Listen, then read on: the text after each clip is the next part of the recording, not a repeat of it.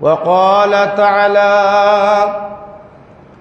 ومن أحسن قولا ممن دعا إلى الله إن الله وملائكته يصلون على النبي يا أيها الذين آمنوا صلوا عليه وسلموا تسليما اللهم صل على سيدنا مولانا محمد وعلى آل سيدنا مولانا मिटा दे अपने हस्ती को अगर कुछ मर्तबा चाहे कह दाना ककमर में कर गुले गुलजार होता है अल्लाह हुम्मा सल्ले अला सय्यिदिना मौलाना मुहम्मद व अला आले सय्यिदिना मौलाना আল্লাহ তুমি দয়া করো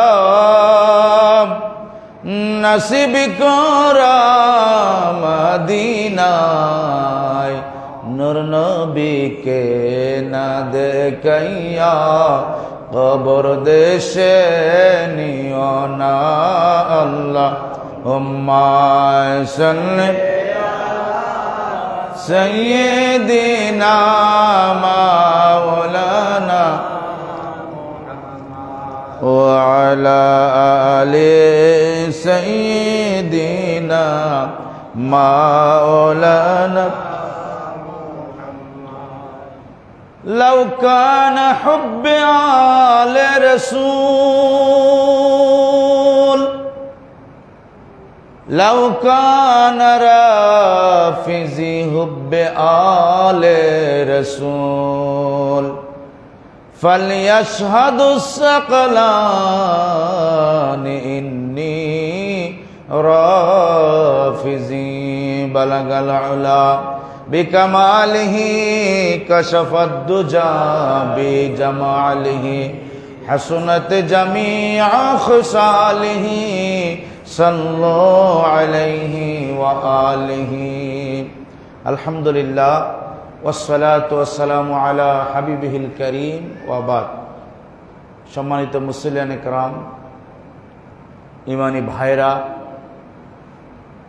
আল্লাহ জাল্লা শানুহুর দরবারে অসংখ্য অগণিত শুকরিয়া আদায় করছি যে রব্বে করিম আমাদেরকে দুনিয়ার সমস্ত ঝামেলা থেকে মুক্ত করে আল্লাহর ঘর মসজিদে আসার এবং বসার তৌফিক দান করেছেন এজন্য আমরা বলি আলহামদুলিল্লাহ সালাত এবং সালাম প্রেরণ করছি দরবারে আজম শরীফে প্রাণাধিক প্রিয় নবী রাহমাতাল লিল আলামিন সাল্লাল্লাহু তাআলা আলাইহি ওয়াসাল্লামের পবিত্র দরবারে আজম শরীফে আল্লাহ তাআলা যেন আমাদের পক্ষ থেকে নাম ধরে ধরে কবুল আর মঞ্জুর করে নেন বলি আল্লাহুম্মা আমিন।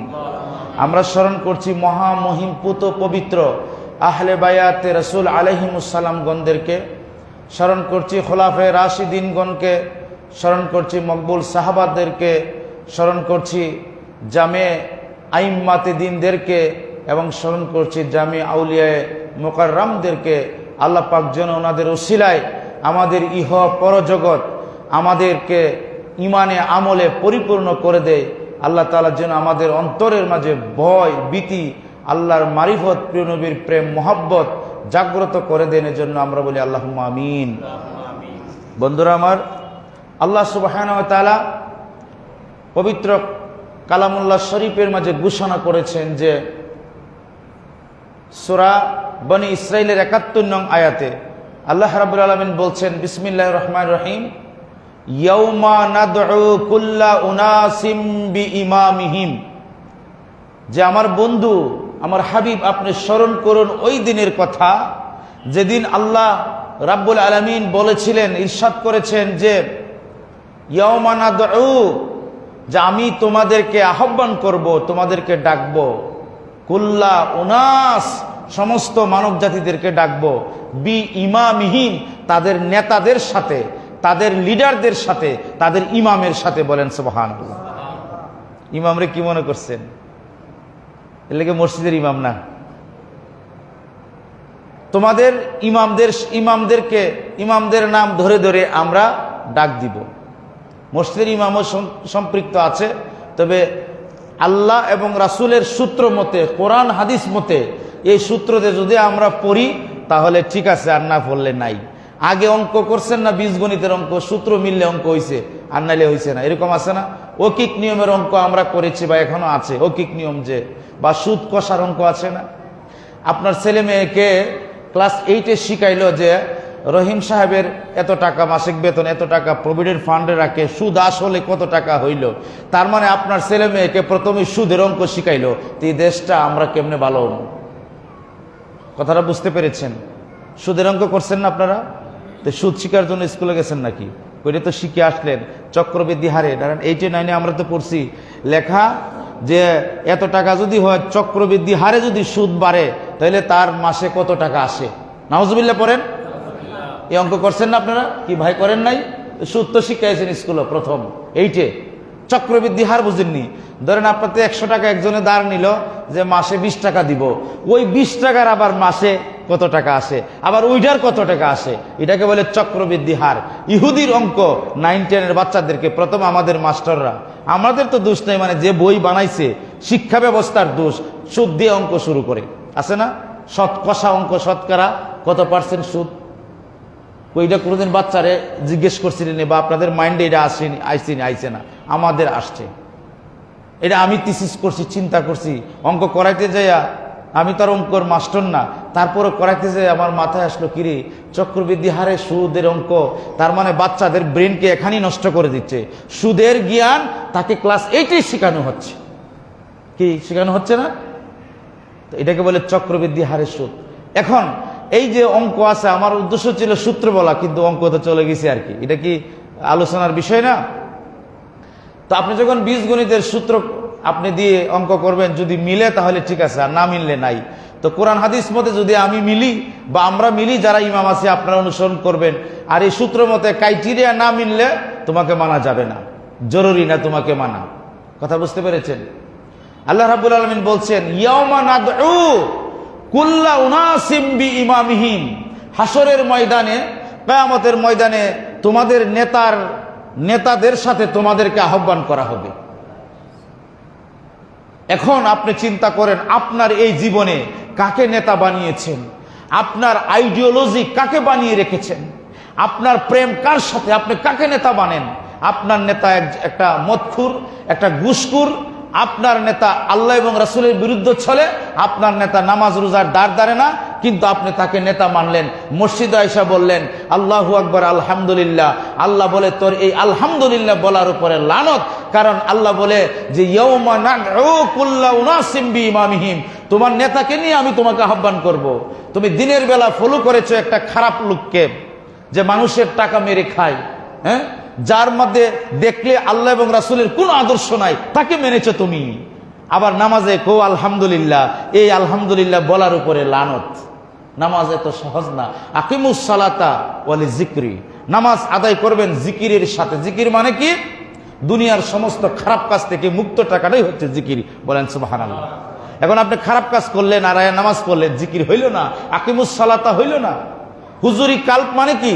হুজুরি কাল্প শব্দের অর্থ হলো, আল্লাহ আমি আমার অন্তরকে সমস্ত খারাপ কাজ থেকে মুক্ত করে আমি একমাত্র তোমারই দরবারে চলে আসলাম আর সবকিছু ত্যাগ করে দিলাম। এটা কি বলে হুজুরি কাল্প? বলেন সুবহানাল্লাহ। কিভাবে নামাজ পড়ি, নামাজ দাঁড়ালে আল্লাহু আকবার, এমাদা কোন কাজ কি মনে হয়, তার মানে আপনার নামাজ হইল না। এটা হলো লোক দেখানো, মানে পড়তে থাকবেন, এজন্য না পড়বেন না। তো আল্লাহ রাব্বুল আলামিন বলছে, কাল হাসরের দিন আমি নেতার নাম ধরে ধরে আহ্বান করব। এবার আপনি চোখটা মুজে চিন্তা করে দেখেন আপনার জীবনের নেতা কাকে মানেন, কাকে ভাই সাহেব বড় ভাই বলেন, হ্যাঁ ভাই সাহেব আসবো কিনা, কাকে ফলো করেন, কার কথা মতে কাকে ভোট দেন, কার কথা মতে কাকে মারেন, কাকে আঘাত করছেন। ওই লোকটা কি আল্লাহ এবং রাসূলের পক্ষে? ওই লোকটা কি নেতা? ওই লোকের নাম ধরে যদি ডাকে তাহলে ওই লোক কি আপনার সম্পর্কে আপনার পক্ষে কি সুপারিশ করতে পারবে? বলেন না, তাহলে আপনি তাকে ডাকলেন কেন? ফামান উতিয়া কিতাবাহুম ফামান উতিয়া কিতাবাহু বিয়ামিনিহি। আল্লাহ রাব্বুল আলামিন বলছেন কাল হাসরের ময়দানে আমি যারা ঈমানদার হবে তাদেরকে আমলনামা ডান হাতে দেব। সুবহানাল্লাহ বলেন, কোন হাতে? ডান হাতে দেব। ফাউলাইকা ইয়াকরাউনা কিতাবাহুম, ওই সমস্ত ব্যক্তিরা যাদের আমলনামা নিজেরা পড়বে, নিজেদের আমলনামা নিজেদেরকে দেওয়া হবে। তুমি পড়ো, ইকরা কিতাবাক কাফা নাফসিক, তুমি তোমার আমলনামা পড়ো। আর তোমার আমলনামা খারাপ না ভালো, কার সাথে চলেছ, কার সাথে মোহাব্বত করেছ, কোন কাজ করেছ, রাতের আধারে চুরি করছো না আল্লাহর ইবাদত করছো। মানুষ যখন থাকে না, রাস্তাঘাটে যখন কোনো যুবতী বোনেরা যায়, ইফটিজিং করছো কিনা, কারোর সাথে অন্যায় করছো কিনা, বেয়াদবি করছো কিনা, সমস্ত আমলনামা একটা কিতাবের মাঝে থাকবে। বলেন সুবহানাল্লাহ। আমাদের কিতাবের মানে আমাদের আমলনামা আমরা পড়বো। ওয়ালা ইউজলামুনা ফাতিলা, আল্লাহ বলছেন আমি সেই দিন কারো সাথে সামান্য পরিমাণ জুলুম করব না, সামান্য পরিমাণ তার নেক আমল নষ্ট করব না। ওয়ামান কানা ফি হাযিহি আমা, দুনিয়ার জমিনে যারা অন্ধ, দেখেন আল্লাহ, আপনি কোথায় আপনি আল্লাহকে ছেড়ে ফাঁকিবাজি করবেন? ক্ষমতা কারো নাই। আপনি আল্লাহকে ছেড়ে ফাঁকিবাজি করবেন? নো, এই ক্ষমতা আপনার হয় নাই। আপনি যেদিকে যাবেন সেদিকে আল্লাহ ফায়সালা দিয়েছেন। বলেন সুবহানাল্লাহ। আল্লাহ বলছেন যে ওয়ামান কানা ফি হাযিহিল আমা, ওই জীবনে যারা অন্ধ, যারা আল্লাহ এবং রাসূলকে চিনে নাই, আল্লাহ এবং রাসূলের পক্ষে থাকে নাই, ওয়া হুয়া ফিল আখিরাতি আমা, কিয়ামতে তারা অন্ধ থাকবে। তারপরে কি বলছে? ওয়া আদাল্লু সাবিলা, আরো বেশি অন্ধ থাকবে। এমন অন্ধ থাকবে তারা কিচ্ছু দেখবে না, অন্ধকার আর অন্ধকার দেখবে। এজন্য আল্লাহর নবী এই আয়াতে কারিমার একটি হাদিস আছে বুখারী শরীফে, প্রিয় নবী রাহমাতুল লিল আলামিন সাল্লাল্লাহু আলাইহি ওয়াসাল্লাম ইরশাদ করেছেন যে ওয়ান আব্দুল্লাহ ইবনে ওমর রাদিয়াল্লাহু তাআলা আনহুমা আন্না রাসূলুল্লাহ সাল্লাল্লাহু আলাইহি ওয়াসাল্লামা ক্বালা আলা কুল্লুকুম রাইন ওয়া কুল্লুকুম মাসউলিন আন রায়াতিহি ফাল ইমামু আল্লাযী আলান নাসি রাইন ওয়া হুয়া মাসউলুন আন রায়াতিহি। আল্লাহর রাসূল পাক সাল্লাল্লাহু আলাইহি ওয়াসাল্লাম ইরশাদ করেছেন, আমার উম্মতেরা, গোলামেরা শোনো, পৃথিবীতে তোমরা সবাই আলা, সাবধান, কুল্লুকুম রাইন, প্রত্যেকেই তোমরা দায়িত্বশীল, ওয়া হুয়া মাসউলুন আন রায়াতিহি, আর তোমাদের নিজ নিজ দায়িত্ব সম্পর্কে আমি আল্লাহ জিজ্ঞাসা করব। ফাল ইমামু আল্লাযী আলান নাসি রাইন, একজন ইমাম সে দায়িত্বশীল, ওয়া হুয়া মাসউলুন আন রায়াতিহি, তার দায়িত্ব সম্পর্কে আমি আল্লাহ পাক তাকে জিজ্ঞাসাবাদ করব। বলেন সুবহানাল্লাহ। আপনারাও আছেন, একটু অপেক্ষা করেন, আপনারাও পাচ্ছেন না।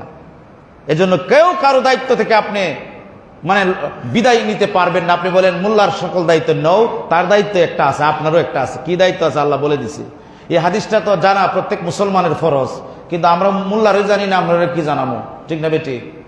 এই হাদিসগুলি, এটা হচ্ছে মূল কথা। ইসলামের তিনটা হাদিস মূল, এর মধ্যে এটা মূল। এই হাদিসগুলির মধ্যে পৃথিবীর সবকিছু চলে আসছে। সুবহানাল্লাহ বলেন। প্রিয় নবী বলছেন ফাল ইমামু আল্লাযী আলান নাস, একজন ইমাম জনগণের ব্যাপারে রাইন, তাকে জিজ্ঞাসাবাদ করবে। ওয়া হুয়া মাসউলুন আন রায়াতিহি, তার রায়াতের ব্যাপারে। ইমাম কে? আল্লামা ইমাম ফখরুদ্দিন রাজি থেকে শুরু করে উনি বয়ান করতেছেন আব্দুল্লাহ ইবনে আব্বাস রাদিয়াল্লাহু তাআলা আনহুমা থেকে, ইমাম হচ্ছে জনসাধারণ যাকে ফলো করে, জনসাধারণ যাকে ফলো করে, কোরআন এবং সুন্নাহ মতে তাকে ফলো করে, বিশাল একটা জনসাধারণ, অথবা ওই লোকটা এলাকার খলিফা, ওই লোকটা গভর্নর, কোরআন সুন্নাহর মতে সে কি ওই তার স্টেট, তার রাজ্য চালাইছে কিনা, এবং সে কি আল্লাহ এবং রাসূলের পথে থাকছে কিনা, ওই ব্যাপারে একজন ইমামকে আল্লাহ পাক জিজ্ঞাসা করবেন। ইমামের দুইটা অর্থ, একটা খারাপ অর্থ আছে, কোন ইমাম? শয়তানের ইমাম, শয়তানের নেতা, খারাপ পথে যায়, যে রাস্তায় আল্লাহ এবং রাসূল নারাজি, এই রাস্তায়। আর যে রাস্তায় আল্লাহ এবং রাসূলের খুশি রাজাবন্দি আছে, ওই ইমামকে আল্লাহ পাক জিজ্ঞাসাবাদ করবেন। প্রিয় নবী বলছেন যে তুমি কি তোমার দায়িত্ব পালন করতে পেরেছো কিনা, বলেন সুবহানাল্লাহ। নেতা বললে খালি ইমামরে বলে, আপনারও নেতাও কিন্তু কোন নেতা? ধরেন ওই নেতার পিছে পাগলে বুটুর দিছেন, এই নেতা মদ খায়, ঘুষ খায়, আল্লাহর কসম, আল্লাহ পাক বলছেন তোমাকে জিজ্ঞাসাবাদ করবে। তোমার নেতারে যে বুট দিছো, তোমার নেতার পক্ষে যে গেছো, হে যদি মদকুর হয়, গাঞ্জাকুর হয়, তোমাকে তার সাথে হাসর দেব। তুমি একবারে তাহাজ্জুদের নামাজ পড়লেও তুমি জাহান্নামী। কথাটা বুঝছেন নি? এই ওয়াজটা ভালো করে শুনবেন। আপনি যদি তাহাজ্জুদ গুজারি নামাজ হন, একেবারে সারা জীবন রোজা রাখেন 5 দিন বাদে, কিন্তু যে নেতাকে ফলো করেন সে খারাপ লোক, মানুষের সম্পদ নষ্ট করে, মোট কথা সে আল্লাহ এবং রাসূলের পথে নাই, আপনার হাসর তার সাথে হবে, আপনার আমলনামা বরবাদ হয়ে যাবে। কেন? আপনি তাকে নেতা মানলেন, আপনি তাকে আপনার নেতা মেনেছেন, এজন্য আপনার আমল বরবাদ হয়ে যাবে। এই হলো নেতার ব্যাখ্যা। আরো আছে, আল্লাহ রাসূল বলছেন নেতার ব্যাপারে যে প্রতি শতাব্দীতে আমি একজন লিডার পাঠাই, মুজাদ্দেদ পাঠাই, উনি ইসলামের সংস্কারক। যেমন উদাহরণ দেই, খাজা বাবার মতো আল্লাহর ওলি, ওনারা হচ্ছে মুজাদ্দেদ। এভাবে আমি নেতা বানাই যুগে যুগে। খাজা বাবা, গাউসে পাক, বাবা শাহজালাল মুজারাদিয়ামুনি, ওনারা হচ্ছেন নেতা, ওনারা হচ্ছেন মুজাদ্দিদ। বাংলা বলে নেতা, ইংরেজি আর আরবিতে বলছে ইমাম। সেই ইমামরা হারিয়ে যাওয়া দিন মিল্লাতের গাইড দিশা আপনার সামনে দিব। জামানার অলিগণ, জামানার কুতুবগণ, এরা হচ্ছে নেতা। এদেরকে আপনি ফলো করবেন জীবন সুন্দর করার জন্য। কিন্তু আপনি কয়েকটা টাকার জন্য, আপনি স্বার্থের জন্য, আপনি দুনিয়ার আরামের আয়েশের জন্য সুমহান ইসলামের আদর্শ মর্যাদা থেকে বিচ্ছিত হয়ে দিন মিল্লাতের ইমামের পথ থেকে সরে আপনি তাগুতের পথ, শয়তানের পথ গ্রহণ করলেন, আপনার ইহ এবং পরজীবন বরবাদ হয়ে যাবে। এটা আল্লাহর কোরআনে বলছে। আল্লাহর নবী রাহমাতুল লিল আলামিন তারপর ইরশাদ করেন যে আর রাজুলু ফি আহলে বাইতি রাইন ওয়া হুয়া মাসউলুন আন রাইয়াতিহি। একজন ব্যক্তিকে আল্লাহ জিজ্ঞাসাবাদ করবে তার আহলে বায়াত, পরিবার সম্পর্কে। সুবহানাল্লাহ বলেন। তোমার পরিবার কোন রাস্তা তুমি চালিয়েছো, কিভাবে রোজগার করে খাইয়েছো, ভরণ পোষণ করেছো, কারণ তুমি তো লিডার ছিলে তোমার পরিবারে। প্রিয় নবী বলছেন এই প্রশ্নের জবাব ছাড়া তামার জমিন থেকে কোনো আদম সন্তান 1 ইঞ্চি পরিমাণ নড়তে পারবে না। সুবহানাল্লাহ। এটা জিজ্ঞাসা আমাদেরকে। তারপরে মা বোনদের কি? ওয়াল ইমরাআতু, মা বোনের ব্যাপারে বলছে ফি আহলে বাইতি জাওজিহা ওয়া হিয়া ওয়া আওলাদিহি ওয়া হিয়া মাসউলাতুন আনহুম। একজন মা তার স্বামীর পরিবারের অর্থাৎ ছেলে মেয়ের জন্য তিনি হচ্ছেন গার্ডিয়ান। তাকে সেই গার্ডিয়ানসির ব্যাপারে আল্লাহ পাক বলছেন আমি তাকে জিজ্ঞাসাবাদ করব, তোমার সন্তানের প্রতি, স্বামীর আওলাদের প্রতি তুমি কি দায়িত্ব পালন করেছো, এজন্য তোমাকে জিজ্ঞাসাবাদ করবে। সুবহানাল্লাহ। ওই যে অনেক সময় আছে না, বিয়ে করানোর পরে মাইক হইলে তো ভালো হইলো, ভাই বোনেরা শুনলো, আপনারা তো ব্যবস্থা করছেন না, মারা শোনার দরকার ছিল ওয়াজটা। অনেক সময় দেখা যায় বিয়ে হওয়ার পরে কি হয় জানেন? না তোমার বাইরে আলাদা থাকো, তোমার বোন আইতো কি রে, এরকম আছে না? কিন্তু এই মা বোনের এই হাদিসটা শোনা দরকার। আল্লাহর হাবিব রাহমাতুল্লাহি আলাইহি সাল্লাম ইরশাদ করেছেন ওয়াল ইমরাতু, এই সমস্ত তারা স্বামী পরিবারের যত মানুষ আছে এই ব্যাপারে তাকে জিজ্ঞাসাবাদ করা হবে, সন্তানদের ব্যাপারে, কারণ সে হচ্ছে দায়িত্বশীল। বলেন সুবহানাল্লাহ। তারপরে ওয়া আব্দুর রাজুলু মালিন, একজন চাকরকে, একজন কাজের ব্যক্তিকে, ওয়া সাইয়্যিদি রাইন ওয়া হুয়া মাসউলুন আনহুম, যারা কাজ করে না, ধরেন আপনি ফ্যাক্টরিতে কাজ করেন, ফ্যাক্টরির যে মালিকের সম্পদ আছে ওই সম্পদ আপনি কিভাবে রক্ষণাবেক্ষণ করছেন কি করছেন না, আল্লাহর হাবিব রাহমাতুল্লাহি আলাইহি সাল্লাম ইরশাদ করেছেন এটা তোমাকে জিজ্ঞাসাবাদ করবে। বলেন সুবহানাল্লাহ। বাচ্চাদের টাকা না, কারো বাঁচার ক্ষমতা নাই, আপনি সেই সম্পর্কে দায়িত্বশীল। কথা বুঝতে পেরেছেন? আপনার অধীনে যারা কাজ করে তাদের সাথে কি আচরণ করছেন, তাদের সাথে আপনার কোন ব্যবহার, এটা আল্লাহ পাক আপনাকে জিজ্ঞাসাবাদ করবে। এই প্রশ্ন জিজ্ঞাসা না করে আপনাকে 1 চুল পরিমাণ ছাড় দেওয়া হবে না। এখন এই যে সব মানুষের দায়িত্ব আল্লাহ রাসূল বাট করে দিছে, বন্টন করে দিছে, দিছে কিনা? তা আপনি যদি কইন আমার কোনো দায়িত্ব নাই, তাহলে আপনি মুনাফিকি করলেন, কারণ প্রিয় নবীর হাদিস মোতাবেক। তো এই হাদিসটা জানতে হলে তো মিনিমাম কামিল পর্যন্ত পড়া লাগবে। কথাটা বুঝছেন নি? কতটুক কামিল পর্যন্ত না পড়ে, এটা কামিলের হাদিস বুখারী শরীফের। তো বুখারী পড়লে তো অথবা সে বুখারী নিজ দায়িত্ব পড়ে নিতে হবে, কি বলেন? এখন নিজ দায়িত্ব পড়ে না, এই ক্লাসও গেছে না, তো এটা আপনারা কেমনে শোনাইবো? এই জন্য মৌলা আলা আলী শের খোদা রাদিয়াল্লাহু তাআলা ইমামদেরকে কান ধরে ধরে উঠাই দিতেন। জানেননি কেন উঠাইতো? হ্যাঁ, বলে হুজুর আপনি তো আজীব কথা বললেন। না, এটা আজীব না। মৌলা আলী কাররামাল্লাহু ওয়াজহু ইমামদেরকে জিজ্ঞাসা করতেন, তুমি কি নাসেক মানসুকের জ্ঞান জানো? কয় মা হুয়াল নাসেক ওয়াল মানসেক। নাসেক মানসেক কাকে বলে? কয় যাও, তোমার জন্য ওয়াজ করা হারাম। এই জন্য জেনে তেন মানুষও ওয়াজ করতে পারবে না। আজকে আপনারা শুনেন, আমার কথা বেজার হইন আর খুশি হইন। যারা তোর মানুষের ওয়াজ শোনা যাবে না কেন? যারা নাসেক মানসুকের জ্ঞান জানে না। কই আপনারা মৌলানারা যারা রাখেন বা আসেন, জিজ্ঞেস করে দিকেন, ইন্টারভিউ নিচ্ছেননি যে নাসেক মানসুক কাকে বলে? বলে আমরা একটু জানি না, হেরে নিমু কেমন। এই জন্য একজন ভালো আলেম দিয়া তাকে ইন্টারভিউ নিয়ে নিতে হয়। কথা বুঝতে পেরেছেন? নাসেক মানসুক হইল আল্লাহ রাব্বুল আলামিন কোরআনে পাকের এক আয়াতে বলছে যে একজন স্ত্রী যখন তালাক হয় 1 বছর ইদ্যত পালন করবে। কয় বছর?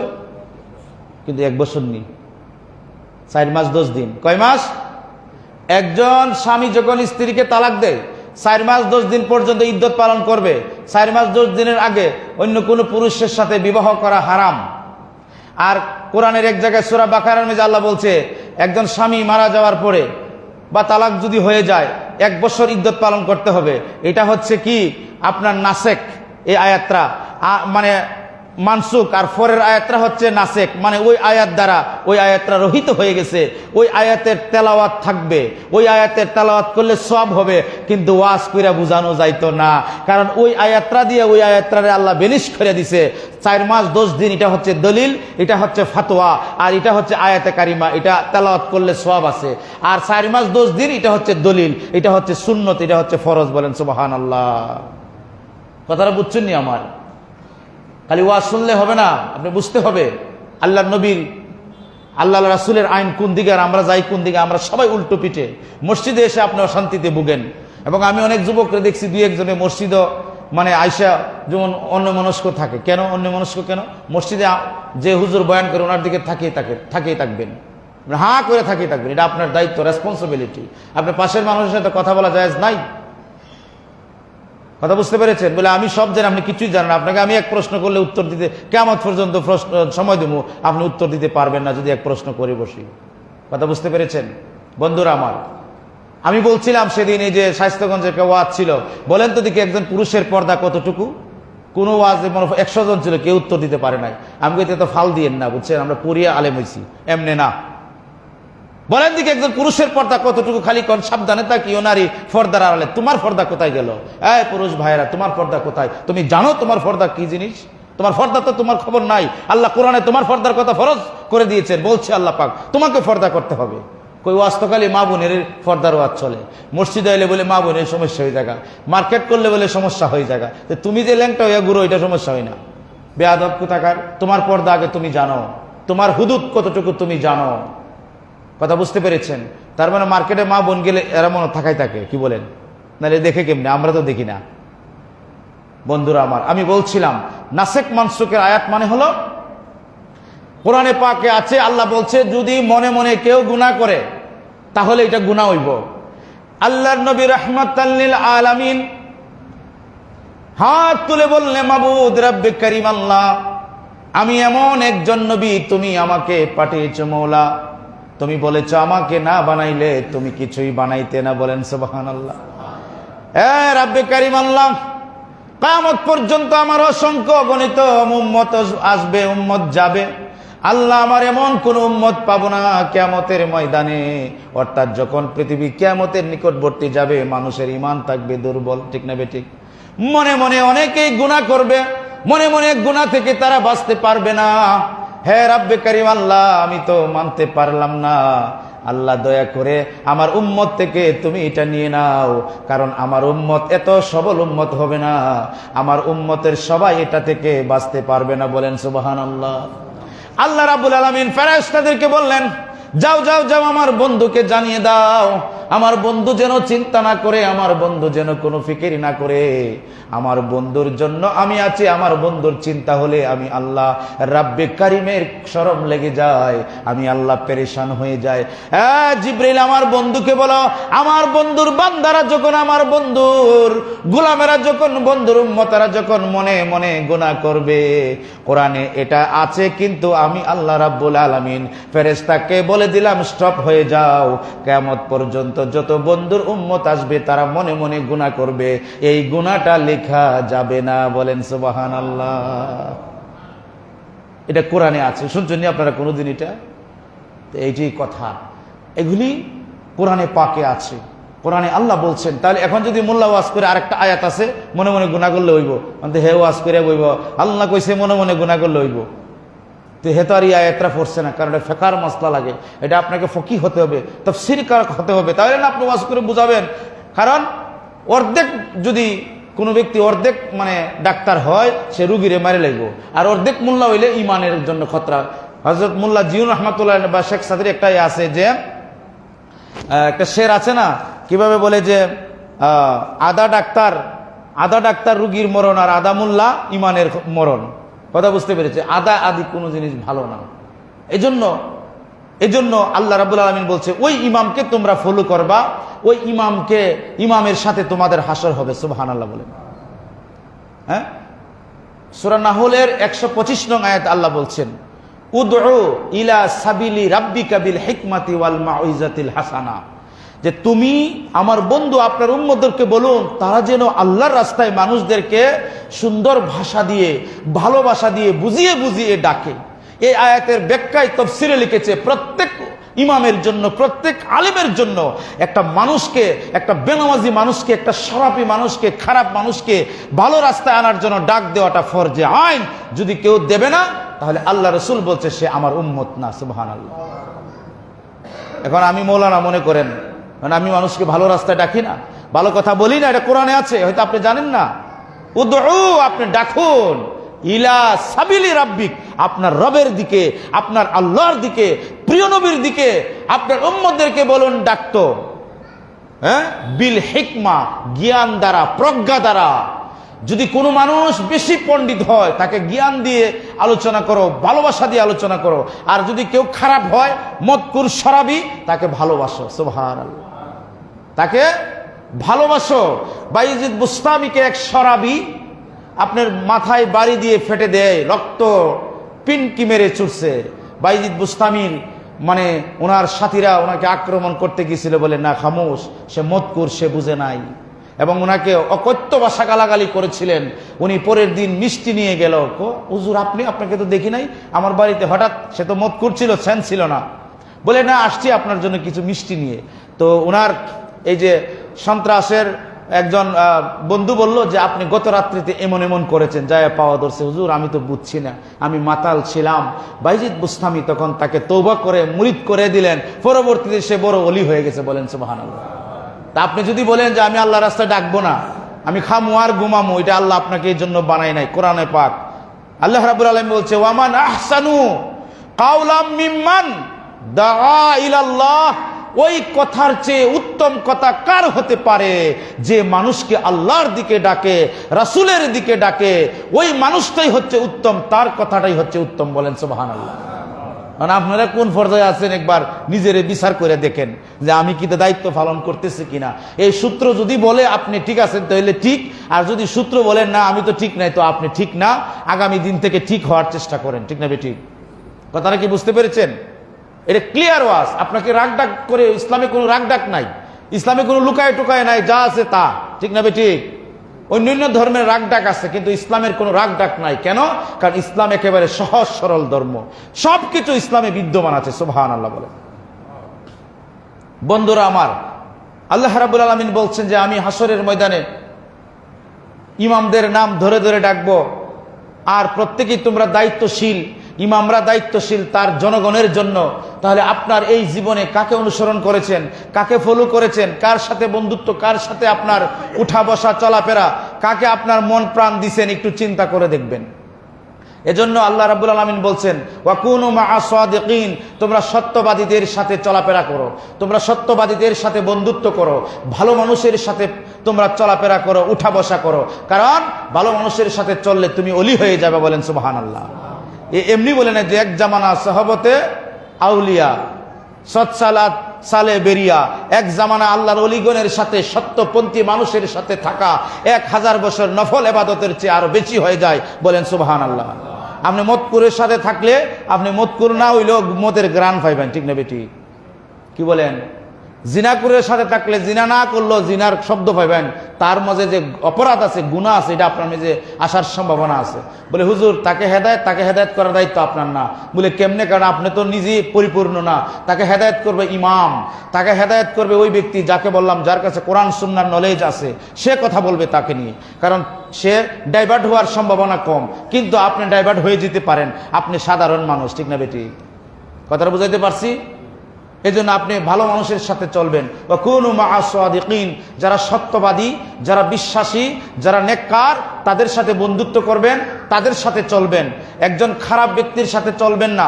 যদি খারাপ ব্যক্তির সাথে চলেন তাহলে খারাপই আপনার সাথে কিছু না কিছু আপনার মাঝে আইসা পড়ব। কথা বুঝতে পেরেছেন? এজন্য আল্লাহ রাসূল পাক সাল্লাল্লাহু আলাইহি ওয়াসাল্লাম শেষে বলছেন, আলা ফাকুল্লুকুম রাইন ওয়া কুল্লুকুম মাসউলুন আন রায়াতিহি। সাবধান, সাবধানে জগতের মানুষ শোনো, তোমরা প্রত্যেকেই দায়িত্ববান, তোমরা প্রত্যেকেই তোমাদের নিজ নিজ দায়িত্ব সম্পর্কে আল্লাহ রাব্বুল আলামিন তোমাদেরকে জিজ্ঞাসাবাদ না করে তামার জমিন থেকে তোমাকে আল্লাহ পাক মুক্ত দেবে না।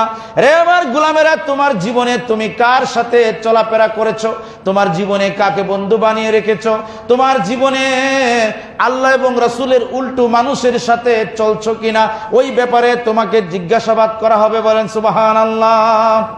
তাহলে এই হাদিসটা হচ্ছে মূল। আলা, প্রিয় বলছে সাবধান হয়ে যাও, তোমাদের ইমামের নাম ধরে ধরে তোমাদেরকে ডাকা হবে। হ্যাঁ, সেই দিন কিয়ামতের বয়াল ময়দানে। তাহলে তুমি কাকে ভালোবাসছো, কাকে ইমাম মানছো, কাকে নেতা মানছো, তুমি বুঝে বুঝে মানবা।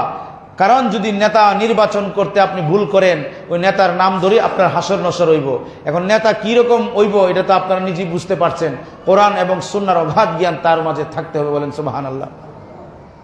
এখন তো মনে করেন এই যে মিম্বরে রাসূল সাল্লাল্লাহু আলাইহি ওয়াসাল্লাম, প্রিয় নবী মিম্বরের মালিক, ঠিক না বেটি? এই মসজিদে নববী প্রিয় নবী রাহমাতুল্লাহি আলাইহি সাল্লাল্লাহু আলাইহি ওয়াসাল্লাম নির্মাণ করেছিলেন আল্লাহকে ডাকার জন্য, আল্লাহর গুণগান করার জন্য, নাকি না অন্য কিছুর জন্য? গুণগান করার জন্য না। এবং মসজিদ থেকে অনেক বিচার কার্য পরিচালনা হতো। যাক, আমাদের এই ব্যবস্থা নাই। খেলাফতে ইনসানিয়াত যদি থাকতো তাহলে মসজিদ থেকে বিচার কার্য পরিচালনা হতো। আল্লাহ এবং রাসূলের বিধান মতে আহলে বায়তের প্রেম মহব্বত যদি রেখে আপনি বিচার কার্য করেন, জীবন পরিচালনা করেন, দেখবেন সেখানে শান্তি আর শান্তি। কারণ আজকের পৃথিবীতে কার্ল মার্ক্সের আদর্শ দ্বারা, লেনিনের আদর্শ দ্বারা, তারপরে আপনি নিউটনের আদর্শ দ্বারা, এরিস্টলের গণতন্ত্রের আদর্শ দ্বারা পৃথিবীতে শান্তি আসে নাই। এসেছে? আসে নাই। বরং মানুষ আরো অশান্তির মাঝে পতিত হয়েছে। দিনে দিনে মানুষ ধ্বংস হচ্ছে। একটাবার আপনারা আসুন প্রিয় নবীর পক্ষে। একটাবার আমার মুসলমানরা তো প্রিয় নবীর পক্ষে নাই, অন্যজনকে আমি কি বুঝাবো? আমার জাতির মানুষই তো প্রিয় নবীর পক্ষে নাই। থাকলে কি আজকে ইসরায়েল এভাবে মুসলমানের উপর নির্যাতন করতে পারতো? পারতো না। আমার ভাইয়েরা তো আমাদের ভাইদের পক্ষে নাই। তার কারণ দুনিয়ার স্বার্থে তারা আজকে মুসলমান থেকে তারা পিছপা হয়ে গেছে। কোরআনের শিক্ষা না থাকার কারণে, হাদিসের শিক্ষা না থাকার কারণে, বাস্তবায়ন না থাকার কারণে আজকে এই অবস্থা। আমরা কোরআনকে মুখস্থ করে ফেলি, কিংবা তো রুজি রোজগারের একটা বাহন বানাই। মানুষ আমাকে বড় বক্তা বলুক, মানুষ আমাকে বড় ইমাম বলুক, আমি বড় ওয়াজ করতে পারি, আমার দাওয়াত দিওক, আমার লাখ লাখ টাকা আছে, এটাই তো বাস, এটাই মনে ইসলাম না। ইসলাম অত্যন্ত কঠোর। প্রিয় নবী রাহমাতুল্লাহি সাল্লাল্লাহু আলাইহি ওয়াসাল্লাম ইরশাদ করছেন যে, শোনো, তোমরা এমন একটি জামানায় উপলক্ষণ করবে যেই জামানায় ইমানকে বাঁচানো অত্যন্ত কঠিন হয়ে যাবে। একটা আগুনের জ্বলন্ত আংরা হাতে রাখা যেভাবে কঠিন, তার চেয়ে আরো কঠিন হয়ে যাবে ইমান বাঁচানো। সকালে সে বেঈমান হয়ে যাবে, রাত্রি ইমানদার আবার সকালে বেঈমান হয়ে যাবে। এই যুগটা কিন্তু আমাদের মাঝে চলছে। এজন্য সাবধানতা অবলম্বন করবেন। আপনাদেরকে আশাহত করছি না, প্রিয় নবীর পক্ষে থাকবেন। যতটুকু পারেন নামাজ কালাম পড়বেন, যতটুকু পারবেন নির্জন থাকার চেষ্টা করবেন। মানুষের সাথে, বাজে মানুষের সাথে চলবেন না, চললে ভালো মানুষের সাথে চলবেন। কথা বুঝতে পেরেছেন আমার যুবক ভাইরা? হাসরের ময়দানে আল্লাহ রাব্বুল আলামিন আমাদেরকে এই প্রশ্নটাকে করবে যে, তোমাদের মাঝে আমি যে শ্রেষ্ঠ সম্পদ দান করেছিলাম, তোমাদের জ্ঞান, তোমাদের যৌবন শক্তি, কোন রাস্তায় তুমি ব্যয় করেছ, এটা সম্পর্কে জিজ্ঞাসাবাদ করবে। আপনি হয়তো মনে করতে পারেন আর কিতা মরলে তো জিজ্ঞাসা মরার আগে তোবা করুম, এটা ফেরাউনি আকিদা। আপনি যখন বুঝলেন যে এটা গুনাহ তখনই তোবা করে নিতেন। সুবহানাল্লাহ বলেন। বলে পরে কর্ম, এটা ফেরাউনের আকিদা। ফেরাউন কইছিল আচ্ছা পরে আল্লাহরে মানমনে। যখন বলছে আমানতু বি রাব্বি মুসা, যে মুসা নবীর রবের উপরে ঈমান আনলাম, আল্লাহ বলে তার মুখে আরো ডালি দাও, বালু ডালি দাও। হ্যাঁ, কারণ সে মরণের আগে কয় আমি মানছি। এর আগে সে বুঝতো রব, এর আগে বুঝতো, কিন্তু সে মানে নাই। তাহলে আমার বন্ধুরা, এই জন্য আমাদের জীবনকে পরিচালনা করব আল্লাহ এবং রাসূলের পক্ষে, আল্লাহ এবং রাসূলের মতে। যদি আপনার পরিবার, আমার পরিবার, যদি আমাদের ফ্যামিলি যদি আল্লাহ এবং রাসূলের পক্ষে না আসে, আল্লাহ এবং রাসূলের পথে না চলে, তাহলে আমাদের অনেক আছে। আরেকটা বিষয় লক্ষণীয়, যে আমাদের যে কুরীতি আছে এগুলিকে ধ্বংস করতে হবে। এগুলির কারণে কিন্তু আমরা এক ভাইয়ের সাথে এক ভাই প্রাণ খুলে কথা বলতে পারি না, নিজেকে অহংকার মনে হয়, ঠিক না বেঠিক? আপনার যদি খারাপ জিনিস আপনার মধ্যে দেখা হইলে এটাকে শুধরাই দিলে আপনি মেনে নেন না। তার কারণ কবি বলেছেন যে মিঠা দো আপনি হাস্তি কো আগার কুজ মর্তবা চাহ কে দানা খাকবে মেকার গুলে গুলজার হোতা হে। তোমার অহংকারকে তুমি মাটির সাথে মিশিয়ে দাও যদি তুমি কিছু বনতে চাও, যদি তুমি কিছু হতে চাও। কারণ বীজ যে আমরা বপন করি, মাটিতে বীজ ফলাই, এই মাটি থেকে ফুল বাগানের ফুল বাগিচা হয়। বলেন সুবহানাল্লাহ। হ্যাঁ, আমাদের হাস্তিকে, আমাদের অহংকারকে মিঠাই দিতে হবে, আল্লাহ এবং রাসূলের প্রেমে উৎসর্গিত হয়ে যেতে হবে। শতভাগ উৎসর্গিত না হলে আমাদের জীবন অন্ধকার আচ্ছন্ন হয়ে যাবে। এজন্য আল্লাহ পাক বলছেন ওয়ামান আহসানু, ওই ব্যক্তির কথাটা উত্তম, কাওলাম মিম্মান দাআ ইলাল্লাহ, যে আল্লাহর রাসূলের কথা বলে, আল্লাহ রাসূলের পক্ষে কথা বলে, আল্লাহর পক্ষে কথা বলে, তার কথা উত্তম, এবং বলে আমি একজন মুসলমান। বলেন না সুবহানাল্লাহ। হ্যাঁ, তাহলে আমরা মানুষদেরকে উদউ ইলা রাব্বিকা বিসাবিলি হিকমা, মানুষদেরকে আমরা আল্লাহর পথে ডাকবো উত্তম বাক্য দিয়ে। প্রত্যেক মানুষের দায়িত্ব রয়েছে, প্রত্যেক মানুষ দায়িত্বশীল। কথাটা আবার রিপিট করছি, যার যার দায়িত্ব সম্পর্কে আল্লাহ পাক জিজ্ঞাসাবাদ করবেন। ইমাম দায়িত্ব জনগণের ব্যাপারে, একজন পরিবারের পুরুষ কর্তা হলে দায়িত্ব তার পরিবারের মানুষের ব্যাপারে। আর আমাদের মা বোনদের দায়িত্ব হলো স্বামীর সংসারের ব্যাপারে, ছেলে মেয়ের ব্যাপারে তাকে জিজ্ঞাসাবাদ করবে। আর একজন কাজের ব্যক্তিকে তার মুনিবের, অর্থাৎ তার যে মালিক আছে, মালিকের ধন সম্পদ সম্পর্কে তাকে জিজ্ঞাসাবাদ করবে। সে চুরি করে নিল কিনা, অতিরিক্ত গ্রহণ করছে কিনা, এই ব্যাপারে তাকে জিজ্ঞাসাবাদ করবে। আলা ফাকুল্লুকুম রাইন। তখন প্রিয় নবী সাবধান করে দিচ্ছেন, প্রত্যেকেই দায়িত্বশীল, এবং যার যার দায়িত্ব ঠিক মতো তুমি পালন করলে এই সমাজটা হবে সুন্দর। বলেন না সুবহানাল্লাহ। এখন আপনারা বলেন, আমরা কি আমাদের দায়িত্ব ঠিক মতো পালন করি? অন্যর দিকে হাত তুলি, ওই দেখো এমনি করছে, কিন্তু নিজের দিকে দেখি না আমি আমার দায়িত্ব পালন করেছি কিনা। অন্য পরিবারের মেয়ের দিকে আঙ্গুল তোলার আগে নিজের পরিবারের দিকে আঙ্গুল তোলো। অন্যর ছেলেকে বাজে বলার আগে তোমার ছেলেটা কেমন, তোমার পারিবারিক ব্যাকগ্রাউন্ড কেমন, সেটাকে তুমি তোমার মাঝে তুমি ধারণ করো, তারপরে একজন মানুষকে তুমি বলবা, ঠিক না বেটি? তোমার পরিবার যদি ভালো হয়, আরেকজন পরিবারকে ভালো বলার চেষ্টা করবে। কারণ আমার নিজের পরিবার ভালো না, নিজের সন্তান ছেলে মেয়ে ভালো না, আরেকজনকে আমি ভালো না বলতে পারি না, কারণ আমার মাঝেই তো সেই দোষ আছে। কি বলেন আপনারা? এটা কি বলা যাবে? কিন্তু আমরা অন্যের দোষ ধরতে ব্যস্ত, অন্যের খারাপই ধরতে ব্যস্ত। হ্যাঁ, আমার পাশের ঘরের ভাই বোন, আমার আত্মীয় স্বজন, হ্যাঁ কি করছে তার সমালোচনায় আমরা নিয়ে ব্যস্ত, ঠিক না বেঠিক? এই জন্য একজন আলেমের সবচেয়ে বেশি বড় দায়িত্ব এই সমাজের জন্য। একজন আলেম দাঈ ইলাল্লাহ, সে সব সময় সর্বাবস্থায় আল্লাহ এবং রাসূলের পক্ষে মানুষকে দাওয়াত দিবে। বলেন সুবহানাল্লাহ। যদি এটা না করে, তাহলে সে এবং আর আপনার মাঝে কোনো পার্থক্য নাই, সে একটা অপদার্থ। আল্লাহ রাসূলের পরিভাষায় সে হচ্ছে শাররুল উলামা, সে হচ্ছে নিকৃষ্ট একটা মানুষ। কেন? একজন আলেমের দায়িত্ব হচ্ছে সে মানুষকে আল্লাহর দিকে ডাকবে। আপনি ভালো না বাসেন সমস্যা নাই, কিন্তু আপনাকে বলতে হইব যে ভাই আপনি নামাজের দিকে আসেন, আল্লাহ রাসূলের পথে আসেন।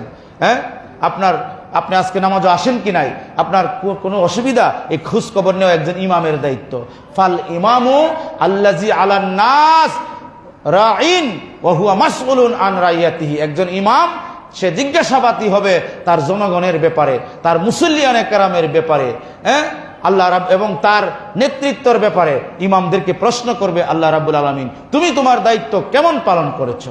যদি তোমার দায়িত্ব ঠিকমতো পালন না করো তাহলে তোমাকে আগে জিজ্ঞাসাবাদ করা হবে। এইটুকু বলে শেষ করে দিই। মুসা আলাইহিস সালামের আমলে একজন বুজুর্গ ছিল, সাদা দাড়ি, নামাজ পড়তো। আল্লাহ বলছে যাও এই এলাকাকে গিয়ে ধ্বংস করো। জিবরাইল ফেরেশতারা বলেন আল্লাহ এই মসজিদে একজন বড় সাদা দাড়িওয়ালা তসবিহ পড়ে আল্লাহর জিকির করে একেবারে, আর মসজিদে বাইরে না, সবার আগে মসজিদ হয়ে যাওই না। কয় আগে তাকে তুমি মানে আযাব দিয়ে গজব দিয়ে তার মাঝ থেকে আগে গজব শুরু করো। ফেরেশতারা বলেন আল্লাহ ব্যাপারটা কি? বলে কারণ সে নিজে ইবাদতকারী, সে নিজে পরহেজগার, কিন্তু অন্য মানুষকে সেই পথ থেকে বাধা দেয় না, খারাপ পথ থেকে আসতো সে বাধা দেয় না, তখন সে নিজেই শুধু ইবাদত করে। আল্লাহ পাক কুরআনে আয়াত নাজিল করে দিয়েছেন যে কুনতুম খায়রা উম্মাতিন উখরিজাত লিন-নাস, তোমরাই হচ্ছে উত্তম জাতি, শ্রেষ্ঠ জাতি। উখরিজাত লিন-নাস, মানুষের জন্য মনোনীত করা হয়েছে তোমাদেরকে, মানুষের জন্য বের করা হয়েছে তোমাদেরকে। হ্যাঁ, তা'মুরুনা বিল মারুফ, তোমরা মানুষদেরকে সৎ পথের উপদেশ দেবে। ওয়া তানহাউনা আনিল মুনকার, এবং মানুষদেরকে খারাপ কাজ থেকে বিরত রাখার জন্য কথা বলবে। ইমানের তিনটি পর্যায়। কোন জায়গায় খারাপ কাজ হইলে মুখ দ্বারা আগে বাধা, হাত দ্বারা বাধা দিবেন না, তুমি করবে না। তারপরে পারেন নাই মুখ দ্বারা বাধা দিবেন, এটাও পারেন নাই অন্তর দ্বারা ঘৃণা করবেন, এটা ইমানের সর্বনিম্ন স্তর। বলেন সুবহানাল্লাহ।